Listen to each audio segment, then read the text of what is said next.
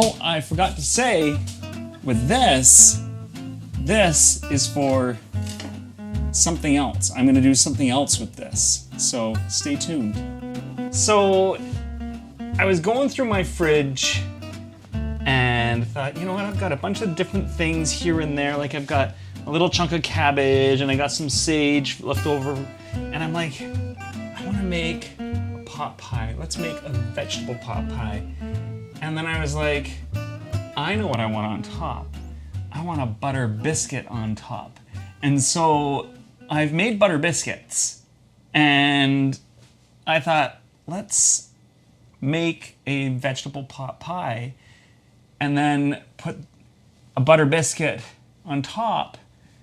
So that's what we're gonna do today. And I'm really excited because I kept some of the butter biscuit dough because I was gonna just cook it raw on top. And so we're gonna start right from scratch, right with the pan and the pot ready to go. And yeah, I'm excited for this. I forgot oil.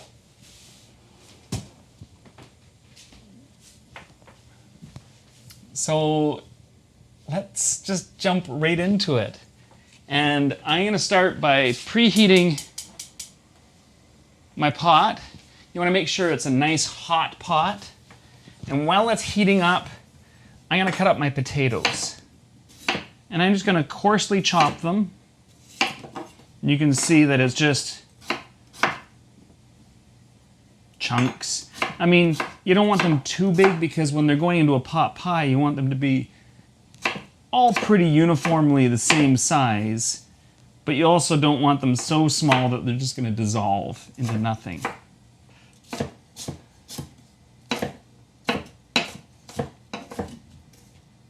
swear my dog loves being on camera.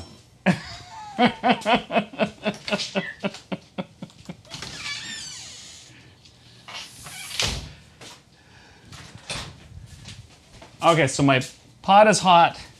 I'm gonna add some oil. Oh yeah, look at it dance around there. That's what we want. I'm gonna turn it down to a medium-low. It's starting to smoke. And I'm gonna add my potatoes.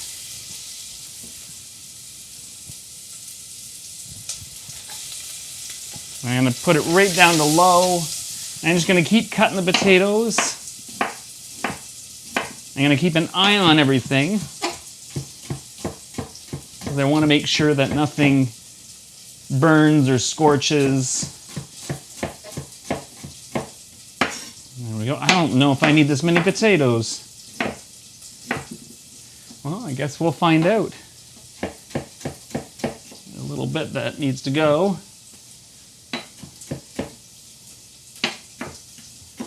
And what I'm going to do next is I'm going to do my carrots.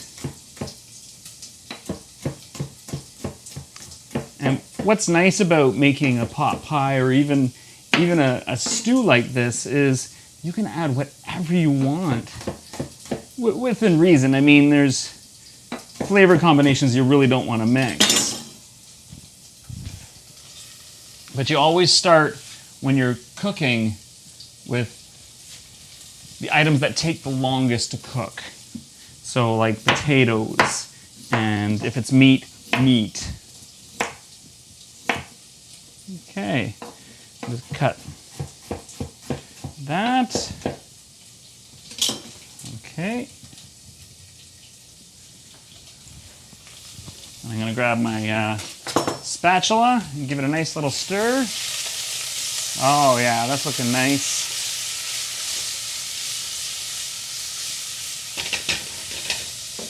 So at this point I can add a little bit of salt.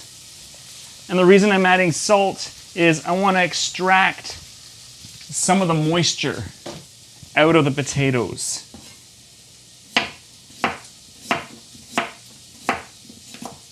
And all the veggies that are going into it. Because again, it's a stew we're making.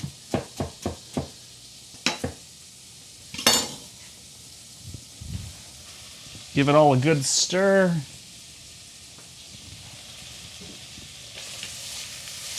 Oh yeah, that's looking good.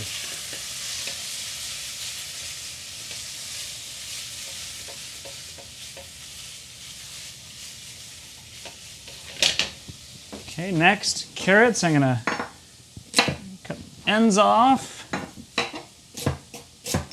And I'm just gonna cut them into rounds or coin shapes. And the reason I'm doing that is I like a little bit of difference. I don't want them all to be the same exact shape and feel when I bite into it, and they're gonna soften up considerably in the pot.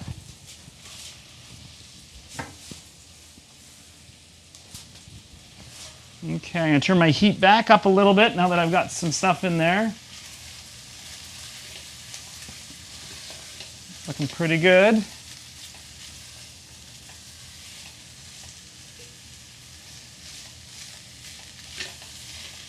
Ah, that's looking nice. I'm gonna add a little bit of water just to give it a little bit. I find steam really helps. And while it's steaming, let's do up the celery.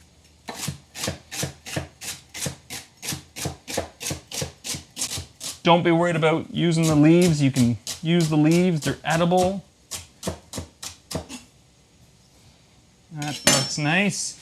And they too can go in with the carrots and the potatoes.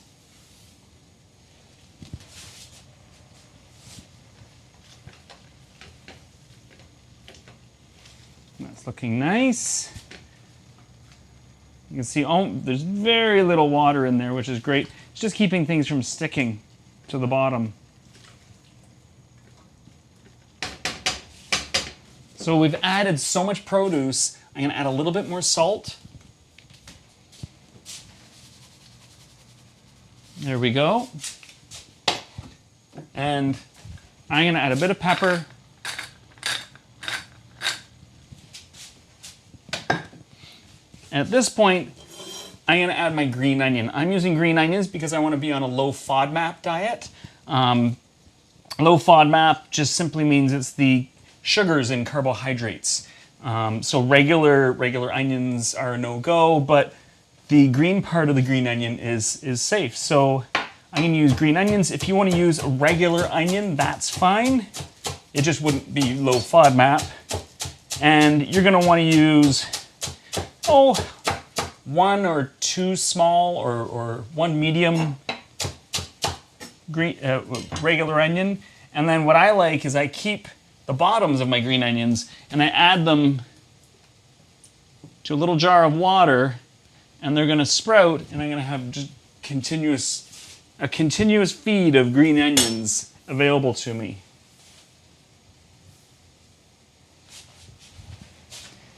And that goes on there. You know, the cabbage, I think we're gonna do the cabbage next. All of this has been washed, just so that you know. It's important to wash all of your produce. There we go. And I'm gonna chop this up pretty fine because I find cabbage needs to cook down, and you don't want a really long string. Oh, that's smelling really good. Okay, let's give it a stir. And I think we can add more water.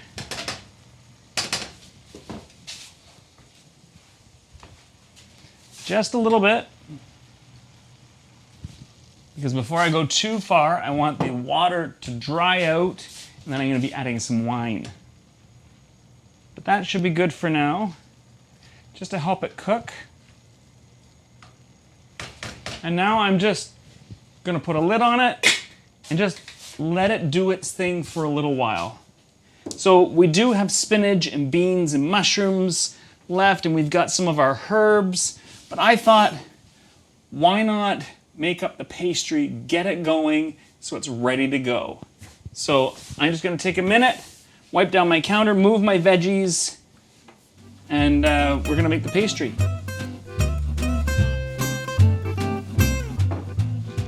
Okay, here we go. So I've got my knife and I'm going to cube up my butter. My butter is nice and cold.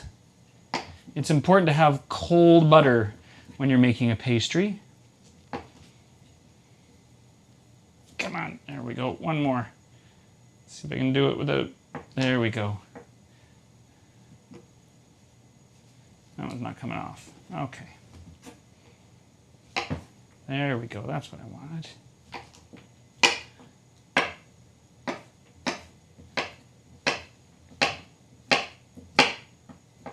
Okay, and then we go the other direction. Just to cube it. Nice. You can see, I mean, it doesn't have to be perfect.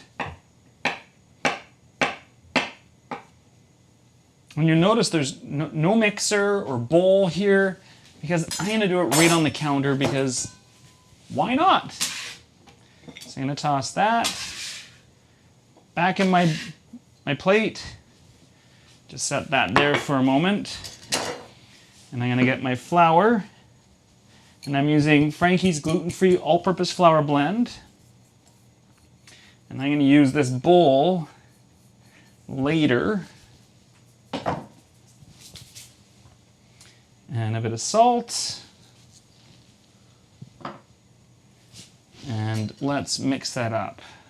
So just using my fingers. That's better. Okay. And now I've got some water and a little bit of vinegar. The vinegar is going to help it with making things light and fluffy. And I'm going to take half of my butter and we're just going to get it to soak in. And I'm going to put in the rest of the butter.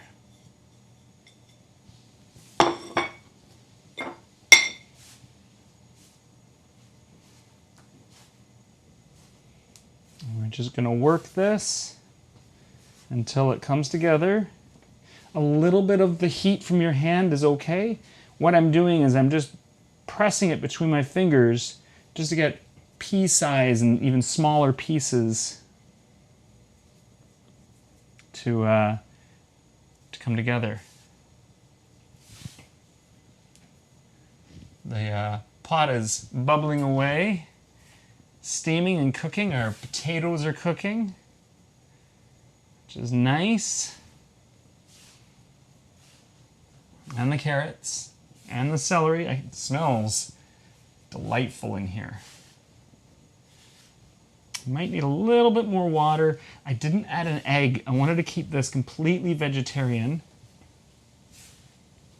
And the nice thing with gluten-free is there's already starch in it because whether it's a cornstarch or like Frankie's gluten-free all-purpose flour, it has tapioca starch.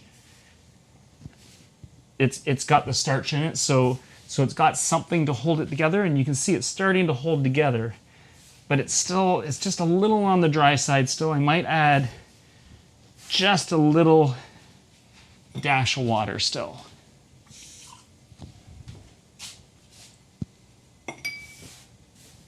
Because really what one egg adds is close to a quarter cup of liquid. And if I can get away with just adding a little bit less than that. Oh, and it's coming together already. Look at that.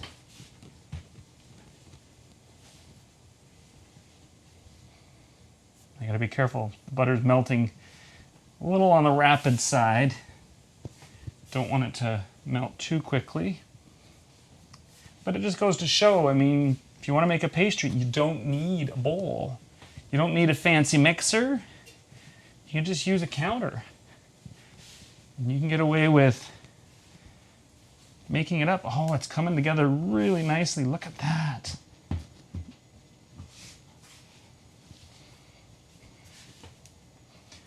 That's looking really nice.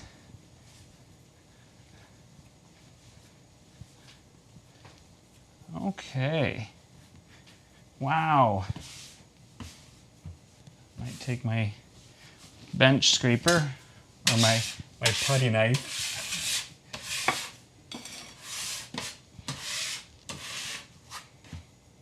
There we go.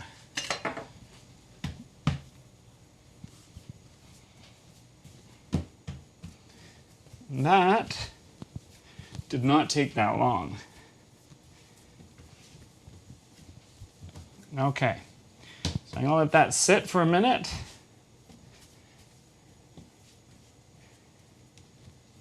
I'm gonna put it right on top of the cold butter plate. I'm gonna scrape that off. There we go.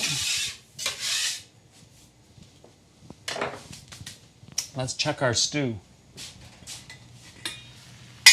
Oh, it's looking nice.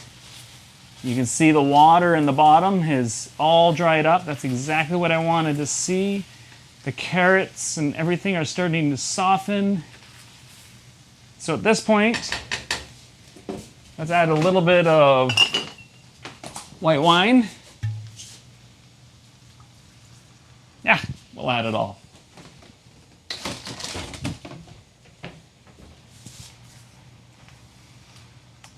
And the alcohol will evaporate because of the heat, and then you'll just be left with the flavor.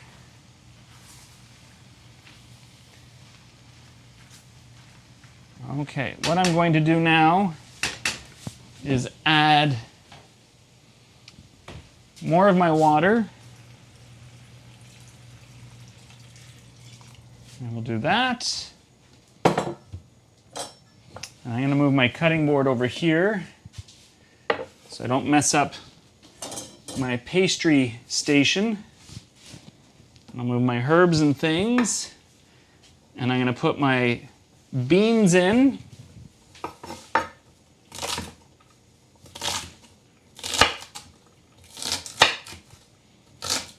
There we go. Just coarsely cut, that's all you really need. Oops.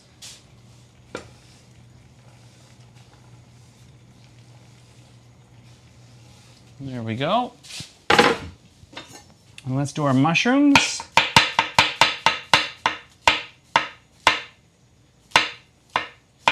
And if you don't like mushrooms, don't put mushrooms in. But I love mushrooms. They're just so good.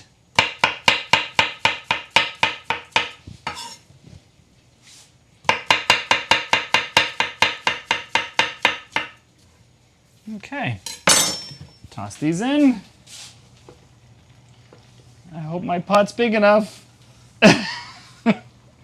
I'm sure it will be. Because all we have left is spinach and herbs. So I'm just gonna coarsely chop some of the spinach. I'm not gonna use all of it. That can go in. That's gonna cook right down. So I'm just gonna let it do its thing. And let's take a little bit of, oh, I forgot a little bit of spinach. Let's take a little bit of rosemary. And a little bit of sage.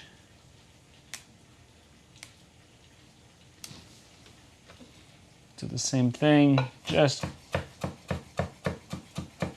chop it up. Pop that in there. Okay, I'm gonna move this back there.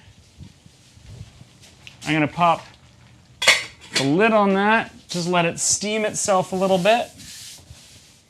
And we're gonna work on some flour. Not the flour, but the pastry. So we're gonna dust our work surface. I'm going to cut this up in, well, we'll start in half. Oh, it feels so good. The trick with pastry is to always keep it really well floured so that you don't get anything sticking. Oops. Like I said.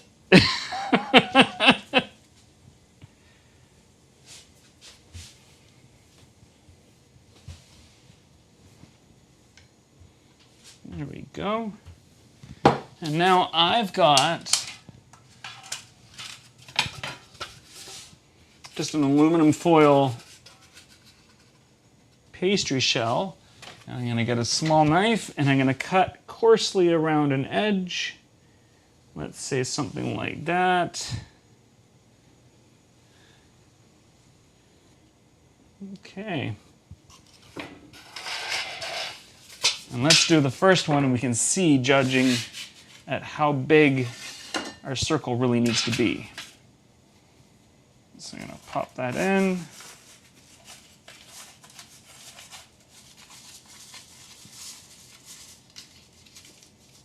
Oh, it didn't need to be that big.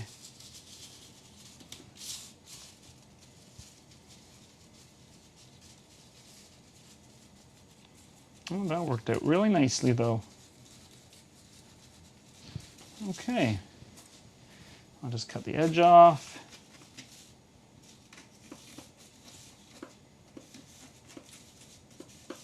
I'm going to give the stew a quick stir.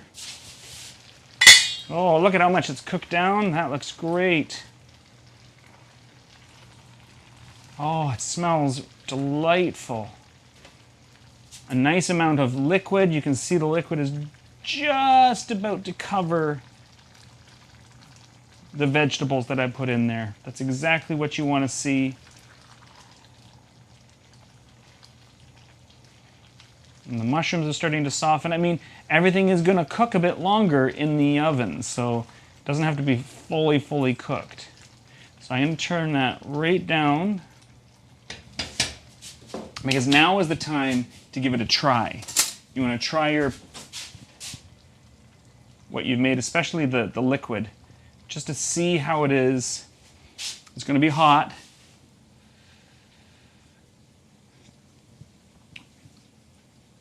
Could use a little bit more salt. Or maybe even a bit of pepper. So a bit more salt. Now's the time to do it. So I'm adding salt. I'm going to give it a stir. I'll give it another try in a minute. And then we're going to thicken it.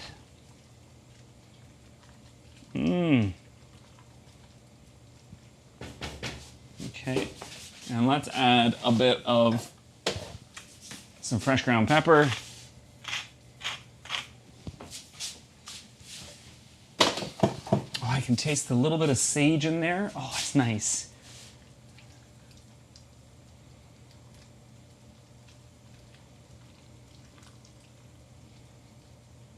Okay. Give it another try. And again, it's just the sauce that I want to try, because I know the veggies are going to be good. That's what I'm looking for. Oh! That's perfect. I know I'm coughing. Something went down the wrong pipe. So we're going to get a little bit of water. About a quarter cup. And I'm going to get some flour. I'm going to add, we'll say 3 tablespoons. And I'm going to mix it all up. And this is going to be our thickening agent. And you want to mix it up so very few lumps are left over. You can even press it up against the wall of it. You can use a whisk, you can use a fork. This isn't doing too bad of a job.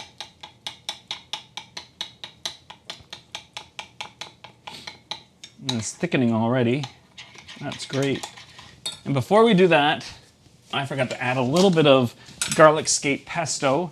If you wanted to add regular garlic, I would recommend adding it near the beginning, after the potatoes and the carrots, and you add the garlic. But because it's low FODMAP, I'm adding garlic scapes.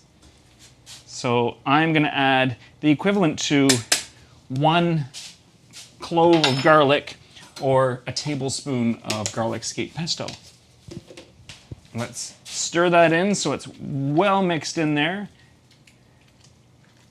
And the reason why you add the garlic scape pesto at the end is that you don't lose all of those subtle flavors that the garlic scape have, and it just creates a better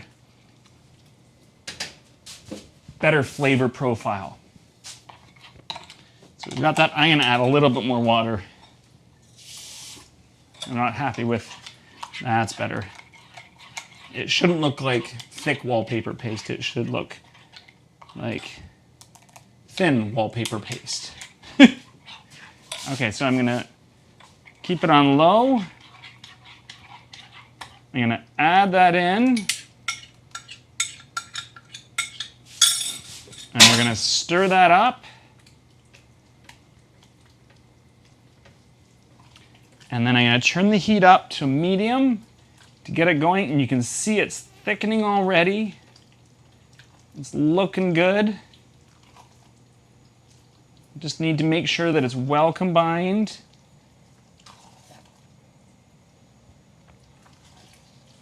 Okay, and I'm gonna shut that off. And that is ready to go in the pastry. So I'm gonna finish up the pastry, and then we'll take it to the next step. There, that didn't take that long. So I've got some leftover butter biscuit pastry in the fridge, and we're gonna roll that out and we're gonna put that on the top. So I'm gonna grab that, and it's been sitting here not that long. Oh, that looks so good. So good. And I'm gonna roll it out just a little bit thinner. That's better. Okay. And I'm rolling it out to just a little bit thicker than pie pastry.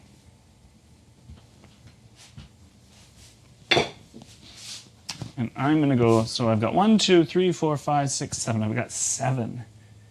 So there's 1, 2. Notice I'm not twisting as I press it in. 3, 4, 5, 6. Oh, look at that. I didn't even have to roll it out again. 7. I'll use this for something else. I'll just put it on my butter plate. And we're ready to put this all together.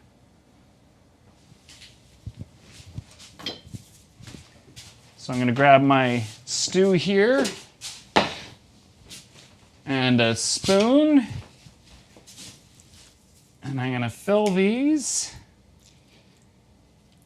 Oh, they smell so good. Just like that. Okay, and then I'm gonna put my pastry on top. I'm gonna take a little bit of melted butter. Oh, it was melted. And I'm gonna brush that on the top. Oh, let me get some proper melted butter. And then you get some butter. We're gonna brush the top with it. And this is gonna go onto a pan, and I'm gonna bake it in a preheated oven of 375 degrees Fahrenheit or 190 degrees Celsius for about 30 minutes or until they're golden brown. See you in a moment. These look so good. I can't wait to sink my teeth into them. I mean, just the crust is nice and firm. The butter biscuit, I was a little worried at the 10-minute mark, right at 10 minutes into it. I was like, oh, are they gonna burn? Are they gonna burn? But no, it took about 25 minutes and they looked perfect. And I'm like, I'm gonna pull them from the oven. I'm gonna let them sit for about a few minutes. They're still quite warm, but I kind of want to just dig into them and see what they're like. So I mean, you can eat these two ways. You can just dig into it like that and just be good. But I think if I can take that off, oh, look at the bottom. Isn't that nice? A little bit golden. That's lovely. And then that's a much nicer presentation, wouldn't you say? I mean, a little bit of lettuce or some greens and maybe even some sliced up tomato on the side with some cucumber. Oh, it's giving me some good ideas. But you're here to see what this is like on the inside. And I want to cut into it and see what it's like. So let's see. Oh, it's holding up really nicely. I don't want a huge bite. I don't want to burn my mouth because I can see steam coming from it.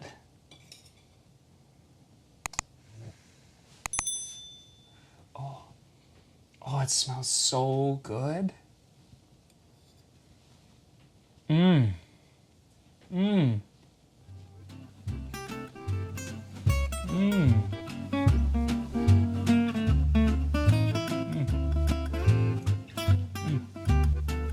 I'm gonna try it now with the butter biscuit on the top. It just adds a different texture and different flavor.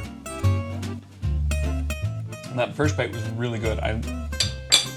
I love a good pot pie. I mean, they're so heartwarming and just comfort food. Exactly what you need on cold days or just days where you want something comforting. Mmm. Oh my goodness. Mmm. Mmm. That butter biscuit on the top is unbelievable. Wow. Wow, that's good. I can't wait to eat the rest of this. If you're looking for the recipe, you can visit glutenfreeguy.ca. You can also follow me on Facebook, LinkedIn, and Instagram. Thanks for watching.